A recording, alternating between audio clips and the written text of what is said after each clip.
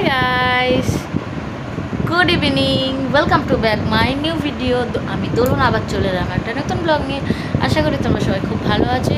কিন্তু আমি ভালো নেই। কালকে ওই যে চলে এসেছি 7টার সময়, 7:30টার সময় ঘরে এসেছি বুথ থেকে, কিন্তু এত পরিমাণে শরীরটা আমার খারাপ লাগছিলো আর ভিডিও কন্টিনিউই করিনি, মানে এতটা টায়ার্ড লাগছিলো। আজকে সকাল থেকেও ভিডিও করিনি, আমার শরীরটা এতটা খারাপ, কারণ কালকে সকাল থেকে ওই সন্ধ্যে 7:30 অব্দি ওইখানেই ছিলাম, হাত পা সব ব্যথা হয়ে গেছে। যাই হোক, তো চলো নতুন একটা ব্লগ শুরু করলাম। তো আজকের লোকনাথ বাবার পুজো, তো সবাইকে লোকনাথ বাবার পুজোর অনেক শুভেচ্ছা।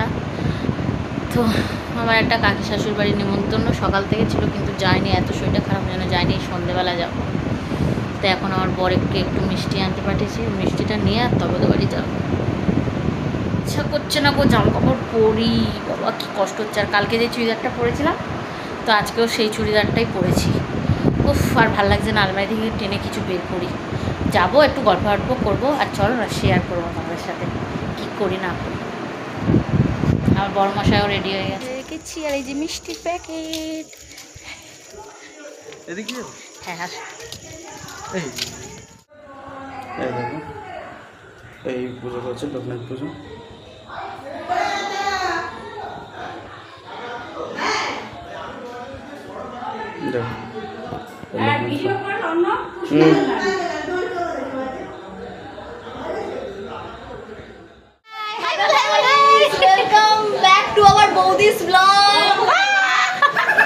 বৌদির হয়ে গেছে টাইটাই ফিস। কালকে রে ভূতে বসে 7:30 করে বাড়ি এসছি। তো এই যে আমার এই যে ননদিনের বাড়ি বার্থডে খেয়ে গেলাম, আবার খেতে চলে এসেছি।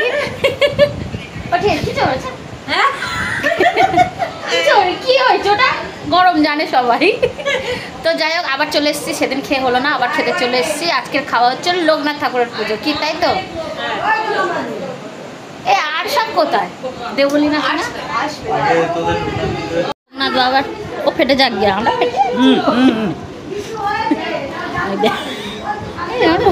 ডবল বাটি দিয়েছে, এটা ফেটে গেছে।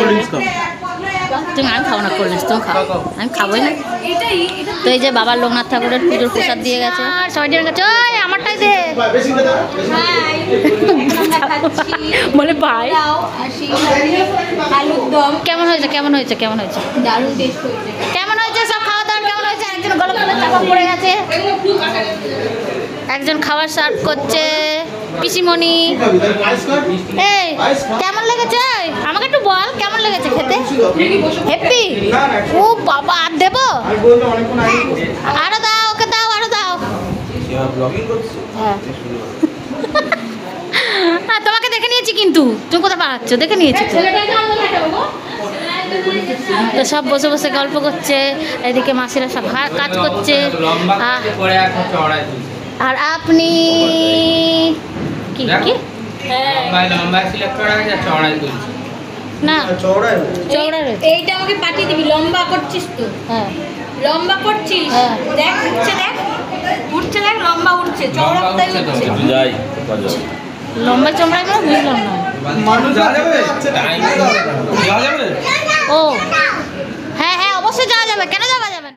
খেতে বসে গেছি, পটল ভাজা, পোলাও আর হচ্ছে আলুর দম।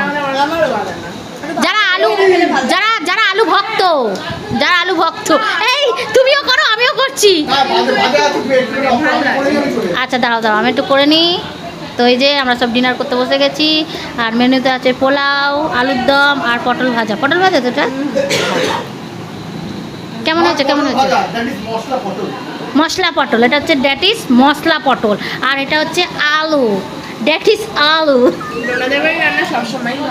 এ কেমন হয়েছে? বাহ, লোকনাথ বাবা। হ্যাঁ এই যে আমাদের সাজিয়েছে, ডোনা আবার স্ট্যাটাসে দিয়েছিল। না আমি নামাবো না, তুই ছবি তোল, আমি তোকে তুলবো। তো এই যে ও বাবা,